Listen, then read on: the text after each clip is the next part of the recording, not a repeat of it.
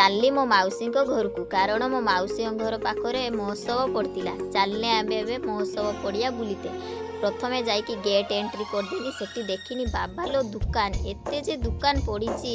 ଏବେ ଚାଲିଲି ରାମଦୋଳି ପାଖକୁ, କାରଣ ରାମଦୋଳି ଉପରେ ମୁଁ ବସିବାର ଥିଲା। ମୁଁ କେବେ ରାମଦୋଳିର ଉପରେ ବସିନି, ଆଜି ଫାର୍ଷ୍ଟ ଟାଇମ୍ ବସିବି ବୋଲି ମନ ହେଲା।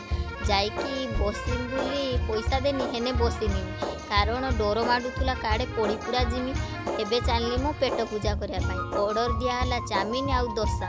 ଚାଉମିନଟା ଠିକ୍ ଠାକ୍ ଥିଲା, ଦୋସାଟା ଏତେ ଯେ ଖଟା ଲାଗୁଥିଲା ଭଲ ଲାଗିଲାନି। ତାପରେ ଚାଲିଲି ଚିକେନ୍ ଷ୍ଟିକ୍ ଆଉ ତନ୍ଦୁରୀ ଚିକେନ୍ ଖାଇବା ପାଇଁ। ସେଠି ଖାଇଦେଇକି ତାପରେ ଆମେ ମେଲୋଡ଼ି ପ୍ରୋଗ୍ରାମ୍ ଯେଉଁଠି ହେଉଥିଲା ସେଠିକି ଗଲେ। ସେଠି ଏତେ ସୁନ୍ଦର ଗାୟକ ଆଉ ନାୟିକା ମାନେ ଆସିଥିଲେ, ଏତେ ସୁନ୍ଦର ଗୀତ ଗାଉଥିଲେ, ନୃତ୍ୟ ଚାଲିଥିଲା, ବହୁତ ସୁନ୍ଦର ସେଠି କାର୍ଯ୍ୟକ୍ରମ ହେଉଥିଲା। ତାପରେ ମୋ ଦେଇ ଗୋଟେ ପେଁ କାଳି ଆଣିକି ମୋ କାନ କତିର ପେଁ କିନା ବଜେଇଦେଲା। ଏବେ ଆମେ ମେଲୋଡ଼ି କାର୍ଯ୍ୟକ୍ରମ ଦେଖି ସାରିକି ସବୁ ଦୋକାନ ବୁଲାକି କଣ୍ଢେଇ ଦୋକାନ କତିରେ ପହଞ୍ଚିଗଲୁ। ଆମ ଛୁଆ କଣ୍ଢେଇ ନେବ ବୋଲି କାନ୍ଦିଲା। ଆମର ତ ଏଇ ଦୋଳିଟାକୁ ରାମଦୋଳି କୁହାଯାଏ। ଆପଣଙ୍କ ଏରିଆରେ ଏଇ ଦୋଳିକି କ'ଣ କୁହାଯାଏ କହିବେ ତି ସାଙ୍ଗମାନେ। ରହିଲି, ଜୟ ଜଗନ୍ନାଥ।